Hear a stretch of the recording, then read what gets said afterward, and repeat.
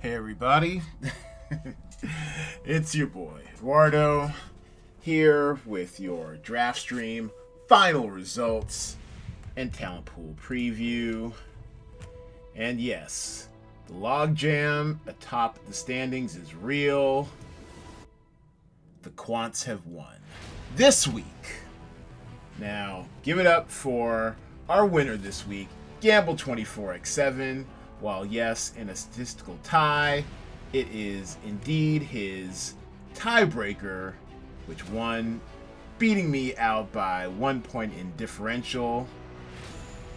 Congrats to G24, the homie, the all-time Cinema Draft money winner, and closing in on Jaybird for the DraftStream money winner title. And Jaybird, of course, coming in third.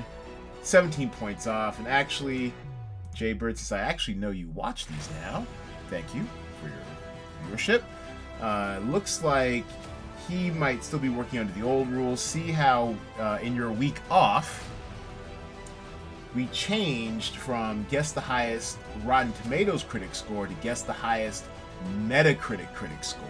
And as you can see from this week, Metacritic, they be some haters.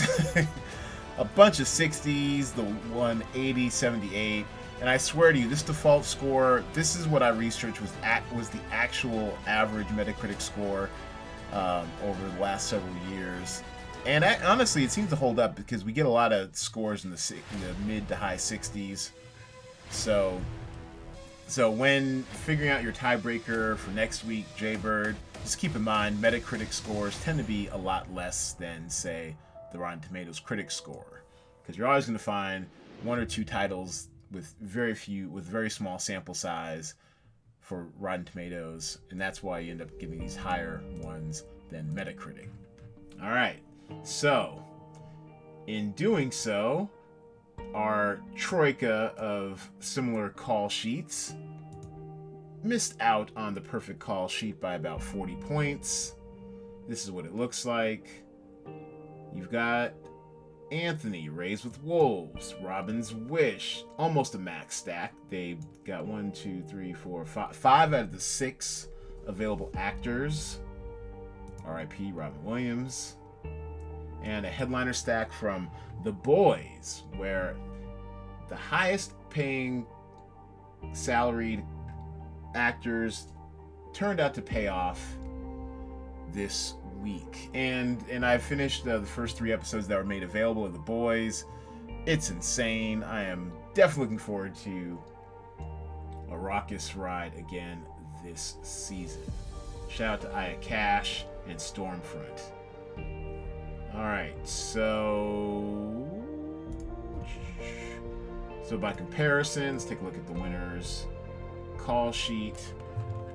So I'm thinking of ending things, what took the tumble, which is what got us off the initial perfect call sheet that was optimized. And I might add, he's on record as saying that Gamble 24x7 does not optimize his call sheet. So it is possible, everyone, not to use an optimizer and to get a winning call sheet, as Brown Baby pointed out to us last week.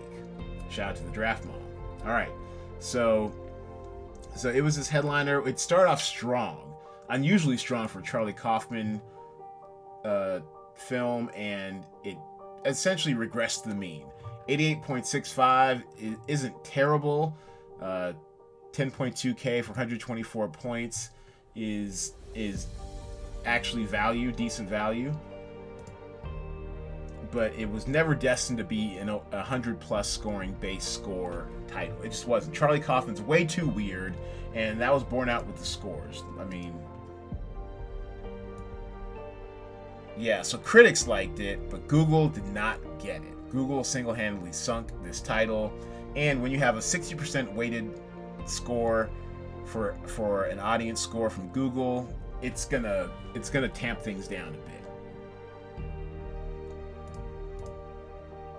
So that headliner stack of Raised by Wolves, which Jaybird tells me is really kind of good. I'm actually looking forward to checking that out. The first 3 episodes, I believe, are up on HBO Max. Optimal stack of Robin's Wish, smart.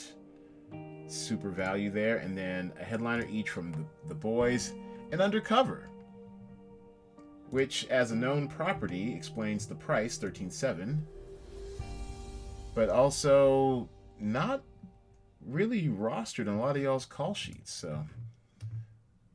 So shout out to us for getting that right. And Gamble24x7 was competing with himself, less than 2 points off of his own tying score. And with this one, looks like he switched out Noughts and Crosses. Noughts and Crosses instead of a Robin's Wish, I believe. No, hold on. It was a Noughts and Crosses versus, an Undercover. And that, oh wow, that subtle difference, that point differential is what cost him, I guess, either tying himself. So that's interesting. So he got close. He actually got close. See, what would have happened, what had happened was, if somehow Noughts and Crosses had performed just a wee bit better, and I've already covered my thoughts on that title before, if he had actually surpassed by a point or so, he actually would have swept the money. Because in this case, even though there's a three-way tie, first, second, third via differential of the non-Cinema Draft affiliated call sheets, it's going to be G24 first for $35 and Jaybird second for $15. But had G24's secondary call sheet somehow come in first, then he would have swept the top spots of the money, taking all $50 in the prize pool. Who else got close? Now, my strategy of doing the dual day players did not work out, and the difference was pretty large at game lock or near game lock for Robin's Wish. But this just goes to show you, especially if you relate it to the perfect call sheet, you cannot have 2 day players if you want to win in this game on your call sheet. We have come close to having 2 day players on the perfect call sheet, but it just hasn't worked out, because at the end of the day, it's simple math. Even your highest performing day player, and for the price, this did really well, is nothing compared to even like a lower rung headliner or even a lower rung co-star. Got to have those bonus points. Headliners, as we know, get a 40% bump. Co-stars get a 20% bump over a base score. So that's what kind of held me back. I honestly, I knew it was a gamble. I was gambling. I went full max stack on Robin's Wish. Couldn't quite get it there, but I liked the extreme value of it all. But that was a decision that kept me out of, well, I guess I'm still in the top 5, but kept me out of the top 3. Henner YYZ, you almost got there, buddy. And Love Guaranteed was out of the money guaranteed. Just a bad movie. And it's just so weird too, because Netflix has actually gotten really good at making rom-coms, and this rom-com felt like it was made in like the late 90s, early 2000s. And ironically, that's kind of when Rachel Lee Cook was at the height, at the peak of her powers. I kind of been wondering where she's been all this time, and well, she hasn't stopped working. Good for her. But so Dawson's Creek kind of put her on. She's All That. Yeah, She's All That put her on another one. And I remember going around making these pitches too. It was back when Shakespeare remakes, updates, urban and contemporary updates of Shakespeare titles was like the thing. So she kind of was at the peak of her powers, and She's All That, Dawson's Creek. What else? Get Carter, Antitrust, she's second lead in Antitrust, but starts going down. Josie and the Pussycats. This is probably where it all turned for her. That was a really hyped movie that came out. Had Rosario Dawson in it. Had Tara Reid also starting to take a turn. The only one who emerged unscathed from this. She was Josie. She was the titular Josie the Pussycats. The only one who emerged unscathed from all this, Rosario Dawson, who went on to have a great career. Those other two, not so much. And then just kind of went sideways. I mean, just not a lot of... I mean, I guess she was in Las Vegas. That was an interesting TV series. But just now we're into like B-list, C-list, just nothing really going. A lot of TV work, which isn't bad, but just, you know. So this is her bid for current relevance, I guess. Oh, Perception. I think I watched a season of that show.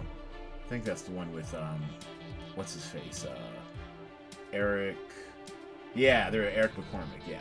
Yeah, so anyways, so I like the fact that she did, that I think she's a producer on this, an executive producer. She tried to make this a vehicle for her, but the cues are all off. I mean, it honestly felt like a 90s, late 90s, early 2000s rom-com, and we just have better standards now. We know too much, we're better than that. So, sorry about that, Henry, but I'm sure you will perfect your strategy going next week into the contest. And also, just a word too about the optimization. Now, as far as like the experiment I did, I mean, it got me some valuable intel as far as help suss out who is using a solver or whatever for the game. And honestly, I do appreciate you guys. I mean, keep using them solvers and stuff, because the thing about it is you can take, and I took exactly what the optimizer spat out for what was the optimal call sheet at the time. And in this case, it ended up holding. And honestly, I am kind of surprised that something like Ghost didn't, you know, jump up a little bit. And we can talk about this score in a second, because this really did shock me, the 5.8 from IMDb.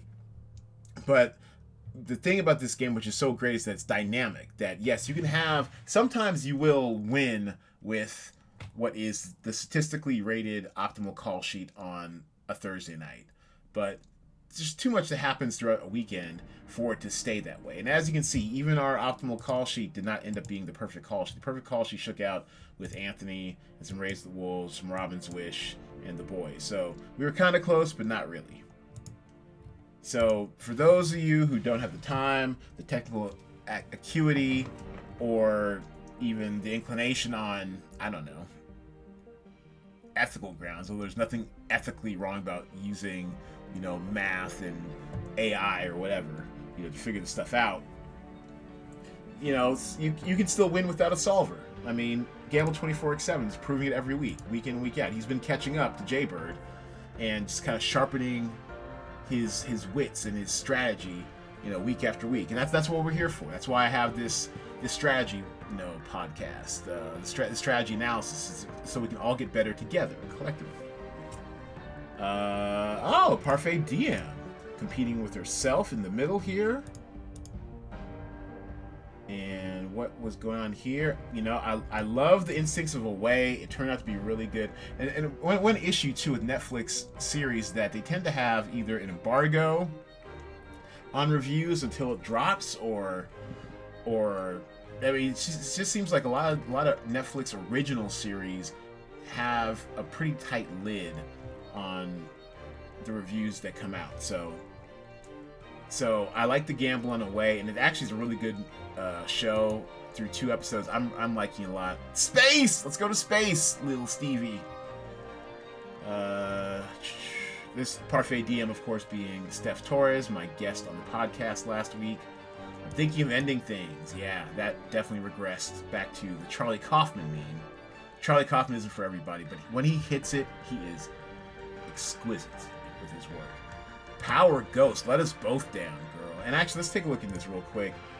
And this is what happened. Now, I give it a 9. I thought, as far as an extension of, or the creating of a power extended universe, this was excellent. They can go in a lot of different directions with this. They kind of have a formula, but it's a very slight formula, as far as like you can't really see it move. It's, you know, very sleight of hand in the background. Like I can kind of see the component parts to it and how it's going to keep spinning out this extended universe, but it's not so cynical or, I don't know, even wrote at this point, like the Law and Order, SVU and that extended universe. That all feels very procedurally, very, by the book, by the numbers kind of extended universe. This has a lot of originality while the connective tissue to power the original series is still there. And, you know, I mean, Stars Stars may be kind of trying to become the next Showtime, as far as they're trying to let their shows run forever. But there is a lot of good DNA and tissue in this for why it deserves to exist. But when you look into the user reviews, this is what happens when you, I mean, and I get it to an extent. People hate Tariq. This is built around the son of the lead from the previous series, Power. This is Tariq St. James. Everyone hates Tariq. So you're already starting out with, look at these. Hate Tariq, bring back Ghost James, Power. I mean, they just hate Tariq. And the thing is, they're not even giving it a chance from jump, because Tariq is such a hated character. Give you an idea of how much of a hated character Tariq is. Just imagine you have like a black Joffrey from Game of Thrones fame. People who thought was like just the most hateable kid ever. Have a black Joffrey in modern day New York with more business sense and who's even more ruthless, more cunning. And you've got Tariq St. James. Michael Rainey Jr. does an excellent job of portraying him for the most part, but when you're centering your whole series around a character that everyone viscerally hates, I mean, I can kind of understand why the users weren't feeling it. I was a little disheartened not to get a Google user score, because I think that might have been able to balance it, maybe, or it could have been more of the same. I'm not sure. So good looking out on Power Book 2, Stevie, but it didn't come in for us. Did not come in for us this week. And of course, the draft mom, Brown Baby. So she was let down by Power. She was let down by Thinking of Ending Things. She missed the news on Bad Boy Billionaire. It's just not a great week to be the defending champion, the draft mom. But generally, I kind of like the construction outside of this ill-fated optimal stack. So keep up the good strategy work, Mom. I like the process. You know, we're like we say in acting and in poker, you know, it is the process that matters the most, not the results all the time. Although we live and eat off the results in poker. and then Jaybird got oh so close to the perfect lowball call sheet, just 2 points off. And was it Love Guaranteed, 5-pack of Measure for Measure, 6-pack of Measure for Measure. And even though I thought it would be a salary dump, it looked like it just was not rated highly enough among our titles. Power Book 2, and then also Young Wallander. And then compare that to Jaybird's call sheet, his third call sheet. And yeah, if he'd swapped out Gianni Paolo of Power Book 2 for a Young Wallander actor, a Young Wallander day player, he probably would have tied for the perfect lowball call sheet. So instead, he'll have to settle for the $10 lowball bonus. I tried to win it first, y'all. Couldn't quite get there. And roll it into next week's prize pool. Couldn't quite get there. I put Mulan in there, which was a mistake. I was salary dumping. And Mulan was good. It was decent. Like I enjoyed it fine. It's fine. It's, you know, Disney. So they kind of a little ham-handed with the lessons. But it was fun. I enjoyed it. And then I was right about Love Guaranteed. Just sucked. And actually, I would have had more Love Guaranteed. Actually, I could have had a little more Love Guaranteed to come in even lower. But there you have it. That's this week's pool. Let's get to next week. Okay. And as you can see, before we leave this week, we were a little bit above the average. But I'm not sure we're going to have that issue this week. I mean, this is going to be a down week. I'm just calling the shot this week. This is going to be a down week from the early data that's already out there. I think we're going to be below average this week. So this could be a very good week to go stars and scrubs. A fresh 20 right here. And by stars and scrubs, I mean Well, even our stars are kind of low. Like our highest salaried title this week is Woke, and this is honestly just off of a gut feeling. I've seen the trailer from the Lamorne Morris, and he's basically quote unquote the black guy from New Girl, often mistaken for Malcolm Barrett. They do favor each other. Look, we all don't look alike. I get it, but they do kind of favor each other a little bit.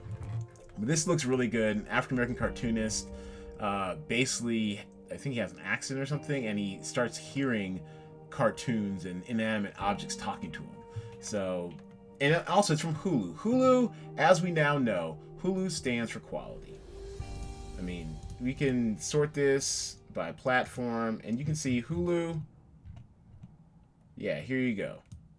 64 on the low end, 100, 100, 112, 111, just like a really high batting average for Hulu. So be on the lookout for Woke, and this is definitely gonna be the type of week where it'll be good to kind of where you can basically afford to get what you want.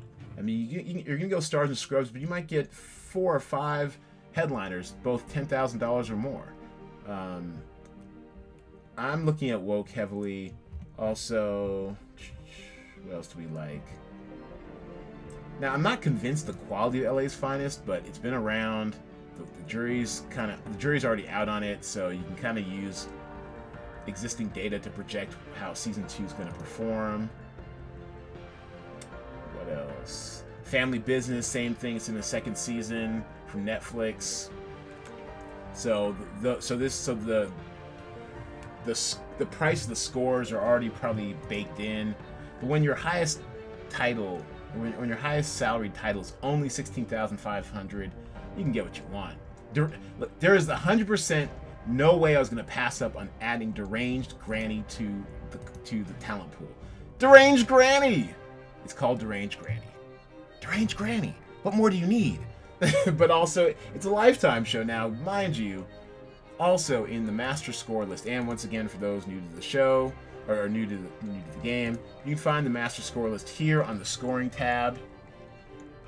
But yeah, when you have a Deranged Granny, and then also the fact that Lifetime tends to push out a pretty consistent, consistently 70, in the 70 range. So it's not great, but it's not terrible. And it almost exclusively comes from Google or IMDb user scores. It won't show up on Google. It will not get reviewed. But your IMDb user scores will always come to bail out a Lifetime movie. So that might be some salary relief if you're needing it as you're building out your call sheet. Cuties, it's had a troubled pre-release. I guess there was some sort of poster, which probably is not even up here anymore, that I guess they felt it was too provocative, basically about a bunch of preteen girls who are I guess kind of coming into their own, and it just kind of stressed people out. So it got 3%, at least early on in that I've seen, from Google user ratings. I mean, Google user ratings are built-in average is 50. I'd say that anecdotally, the Google actually we can probably figure that out if you really wanted to. You could. Oh yeah, here it is. Duh. We have stats from the stats and stats. The average Google user score is about just over 68 points. So to get a 3% on Google is pretty rough. I mean, this is trending even higher than the IMDb user score. So the fact that it got 3% is pretty alarming. So this is definitely this could surprise us, but the Google user rating, especially the fact that it's 60% bonus as well, it's just going to artificially depress its score. So just keep that in mind, and just kind of keep an eye on this, because I think it might actually be a worthwhile title. Just that Google user score is deadly. All right, Coastal Elites also. I think we're all worn out by this election. I mean, and we have less than 60 days to go. It feels like dog years at this point. So the fact that Coastal Elites exist, And even though it's shot during quarantine and stuff, and it's got some people you know and love, it just might be too much. Looks like HBO's dumping this on a Saturday night. I mean, if it gets... I just have a hard time seeing how audiences are going to score this highly, because we're just tired. We're all worn out. Black Boys, I think, could be some hidden value, some hidden secret value here. Peacock is definitely becoming a player when it comes to ratings and stuff, even though it's only been out for about, what, a month, 2 months now? But the early reviews are kind of low, so that's why this could be bargain basement. But I think this could be a source of hidden value right here. All right, and so those are my early thoughts on the talent pool this week. Make sure you check out the Cinema Draft Pod proper Wednesday morning. We're bringing back the tripod. The tripod! G-Nice and the Working Black Writer, Kevin Garnett. And also, for the game, make sure you get your call sheets in by Thursday, 6 p.m. Pacific time. And shortly thereafter, within a few hours, I will have a Game Lock wrap-up call sheet review with weekend preview. And thanks everyone for playing the game. Thanks to everyone for taking it so serious, for putting in all your mental energy, your data energy. Shout out to Jaybird. We'll see if we can get back on top again this week. And shout out to G24, the homie. Congrats on your win again. Going with your gut and your game theory. We love to see it. We'll see everybody back here Thursday night after 6 p.m. Pacific for another round of DraftStream. See y'all later.